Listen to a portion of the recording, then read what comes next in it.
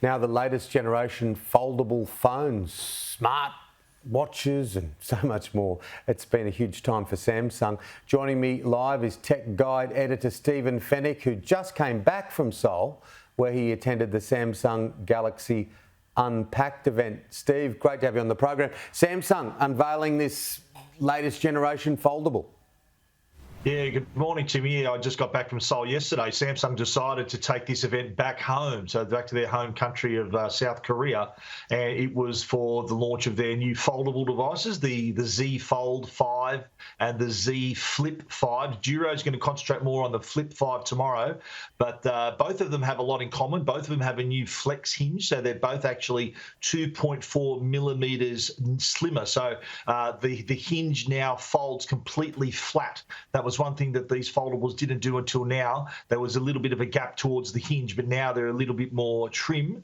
They also have the latest Qualcomm Snapdragon processors too. So in terms of processing power, you got a little mini computer in your pocket, especially if you're looking at the Z Fold 5. The Z Fold has the 6.2-inch screen on the front, 7.4-inch screen inside, and both actually have increased brightness. They've really done a great job in creating that better experience with the screens. The brightness is noticeably, it has improved.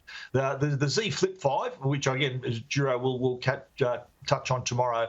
Biggest change is it does have a much larger front screen as well. But this is the 5th generation of these folding devices, and it does join other brands now are coming to the table with their foldable devices. Samsung, 5 years in, we're now seeing Google, we're now seeing Oppo, Motorola, and others are going to be bringing foldable devices. No word yet on when Apple are going to do this. There's some rumblings that it may be next year that we might see a folding iPhone, but generally the foldable market, Samsung saying it's going to be more than 100 million users worldwide, and of course Samsung leading the way. They've been at it for 5 generations now. What about this new watch? Well, the part of the launch, there was some tablets, which Juro will touch on tomorrow, but the Galaxy Watch series really does fill out the Galaxy ecosystem really nicely. The Watch 6 and the Watch 6 Classic really have larger screens, slimmer bezels, brighter screens, and also focusing more on your health and wellness. A lot of features. There's a sleep score, so the watch is designed for you to wear to sleep in bed, and it will monitor your sleep and give you a score in the morning, not only telling you how well you slept, how often you woke up, and all those little details, but it will go a step further and suggest ways where you can improve your sleep, improve where you sleep, all these little factors that can help you gain more restful sleep.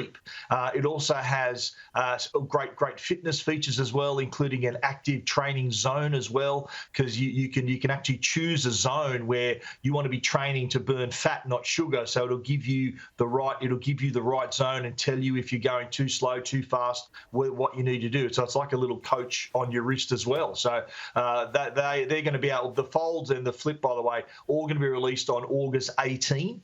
The fold starts at $25.99.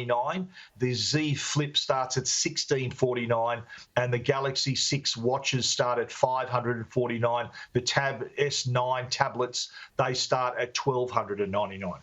And DJI launching its latest drone?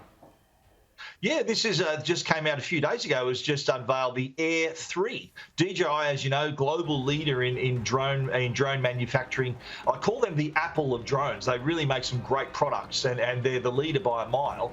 This new drone, though, the Air 3, is the first with a dual camera system. So there's 2 cameras on board. You've got a wide angle and a telephoto. So it really gives aerial photographers a lot more choices in how they shoot. So the wide angle obviously can capture amazing landscapes and those wide images and videos, whereas the telephoto lets you then focus in on a subject, get some depth of field happening, and really produce some amazing results. On the safety side as well, it's great. I've got to all directions. There is obstacle detection. So if you're new to flying drones, it does help you get off the ground with knowing that this thing isn't going to fly into a tree or into a building. It does have this great obstacle detection and avoidance. And the the flying time was also increased too.